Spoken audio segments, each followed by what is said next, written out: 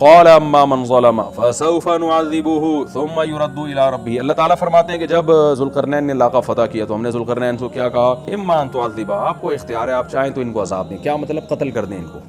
میدان جنگ میں پکڑے گئے ہیں، لڑائی کے بعد پکڑے گئے ہیں تو آپ کو یہ حق ہے قتل کر دیں. وَإِمَّا أَن تَتَّخِذَ فِيهِمْ حُسْنًا، یہ بھی آپ کے پاس حق ہے. اس زمانے کی شریعت میں ایسا ہی ہوگا کہ آپ ان پر احسان کر کے ان کو چھوڑ دیں، تو آپ کو اللہ نے دونوں اختیار دیے. اس زمانے کی شریعت میں ایسا ہی تھا. قَالَ أَمَّا مَنْ ظَلَمَ، حضرت ذوالقرنین کی اللہ تعریف کر رہا ہے کہ ذوالقرنین نے فیصلہ یہ کیا کہ نہ تو میں سب کو چھوڑوں گا نہ میں سب کو قتل کروں گا. میں کیا کروں گا؟ من ظلم، جو ظلم کرے گا، فَسَوْفَ نُعَذِّبُهُ، ان قریب اس کو میں سزا دوں گا. یہاں ظلم سے مراد ہے کفر پہ باقی رہے گا. جو کفر پہ باقی رہے گا، شرک کرتا رہے گا، برائیوں میں پڑا رہے گا، تو اس کو میں عذاب دوں گا. بظاہر ایسا لگتا ہے عذاب سے مراد قتل کرنا. ثم يرد الى ربه، پھر وہ اپنے رب کی طرف لوٹایا جائے گا. فيعذبه عذابا نکرا، اللہ پھر اس کو اس سے بھی بڑا عذاب دے گا. دنیا میں تو یہ عذاب ملے گا، آخرت میں اس سے بھی بڑا عذاب ہوگا. اس سے پتہ چلتا ہے کہ پچھلی امتوں میں شاید جزیے کا رواج نہیں تھا. یہ تو اسلام نے احسان کیا کہ تلوار سے آپ نے کسی کو مسلمان نہیں کرنا. اب تو اقدامی جہاد ہی ختم ہو گیا کیونکہ مسلمانوں کے پاس طاقت ہی نہیں، اپنے ملکوں کو بچانا مسلمانوں کے لیے مشکل ہو گیا ہے.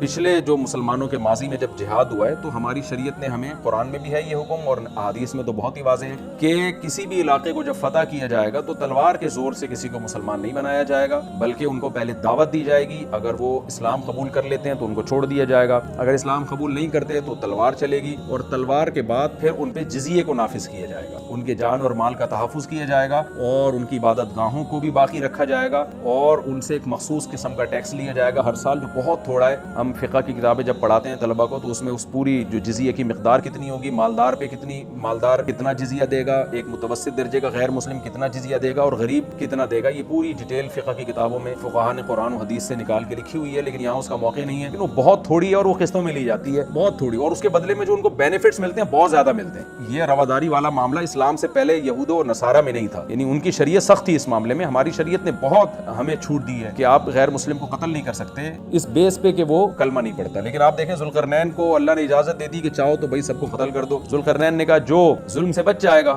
یعنی شریعت کو فالو کرے گا، میں اس کے ساتھ اچھا سلوک کروں گا، جو نہیں کرے گا میں اس کو سزا دوں گا. تو اس شریعت میں اجازت ہی ہماری شریعت میں نہیں ہے. لیکن ہماری شریعت میں بھی یہ محدود وقت کے لیے ہے. جب حضرت عیسیٰ ابن مریم علیہ الصلوۃ والسلام نازل ہوں گے تو صحیح حدیث سے پتہ چلتا ہے وَيَضَعُ الْجِزْيَةَ، حضرت عیسیٰ کے دور میں جزیہ ختم ہو جائے گا. اما الاسلام و اما السیف، یا تو تلوار ہوگی یا اسلام ہوگا. یعنی حضرت عیسیٰ جب نازل ہوں گے تو وہاں بالکل یہی حکم ہوگا جو ذوالقرنین کو اللہ نے حکم دیا تھا. بلکہ ذوالقرنین کو تو اجازت دی تھی کہ آپ چاہیں تو ان کو چھوڑ دیں، چاہیں تو سزا دیں، لیکن عیسیٰ ابن مریم کو اجازت نہیں ہوگی. وہاں یہی ہوگا کہ اللہ کی حجت بندوں پر اتنی تمام ہو چکی ہے کہ حضرت عیسیٰ علیہ السلام کو حکم ہوگا کہ اس وقت جو مجاہدین ہیں، جو اسلام قبول کرے گا تو بچے گا، نہیں کرے گا تو اس کو قتل کیا جائے گا. لیکن خوب سمجھ لیں آج ہی حکم نہیں ہے، ہمیں اجازت نہیں ہے کہ ہم آج کسی غیر مسلم کو قتل کر لیں، قطعاً اس کی اجازت نہیں ہے. اور جیسے عیسیٰ ابن مریم نازل ہوں گے نا جب، تو اسلام کے سچے ہونے کے دلائل دنیا میں اتنے واضح ہو چکے ہوں گے. سنوریہم آیاتنا فی الآفاق، قرآن کہتا ہے ہم اسلام کے برحق ہونے کے دلائل ان کو دکھاتے رہیں گے. تو عیسیٰ ابن مریم کے دور میں 2 اور 2 4 کی طرح اتنا واضح ہو چکا ہوگا اسلام، اور اسلام کی دعوت بھی اتنے بھرپور طریقے سے پہنچ چکی ہوگی کہ اللہ کی حجت لوگوں پہ تمام ہو جائے گی. تو یہاں حضرت ذوالقرنین کو اللہ نے کیا فرمایا؟ اما ان تعذب و اما ان تتخذ فیہم حسنا، چاہے تو آپ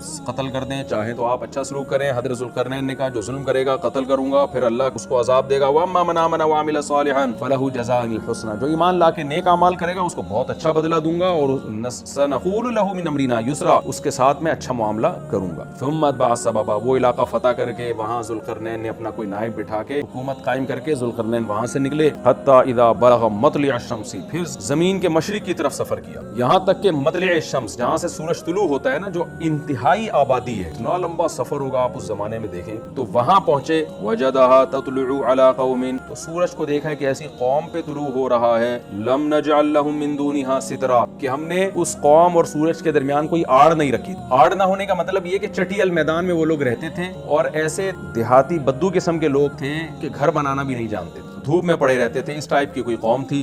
کذالک، اللہ فرماتے ہیں اسی طرح معاملہ ہے. یعنی ہم جو ذوالقرنین کا واقعہ بیان کر رہے ہیں بالکل اسی طرح ہے. یہ بلاغت ہے قرآن کی. ایک اشکال ہوتا ہے نا کہ انتہائی مغرب شمس کو فتح کرنے کے بعد، انتہائی مغربی علاقوں کو فتح کرنے کے بعد، اس دور میں جب آپ کے پاس سواریاں نہیں ہوتی تھی، ہوائی جہاز نہیں تھے، تو انتہائی مشرقی حصے میں پہنچے کیسے؟ تو اللہ فرماتے ہیں کذالک، ایسا ہی ہے جیسا ہم بیان کرنے. اللہ نے ان کو وسائل دیے تھے، پہنچ گئے وہ. وقد احطنا بما لدیہ خبرا، اور ہم نے احاطہ کیا ہوا تھا ذوالقرنین کے ارد گرد جو کچھ بھی تھا اس کا احاطہ کیا ہوا تھا خبر کے اعتبار سے، یعنی ہمیں پوری خبر ذوالقرنین کی معلوم ہے. ثم اتبع سببا، اس کے بعد پھر آپ نے راستے کو فالو کیا. حتی اذا بلغ بین السدین، اب یہاں قرآن بیان نہیں کر رہا کہ کس سمت میں گئے، لیکن جمہور مفسرین اسی طرف ہے کہ اس سے مراد ہے شمال کی سمت.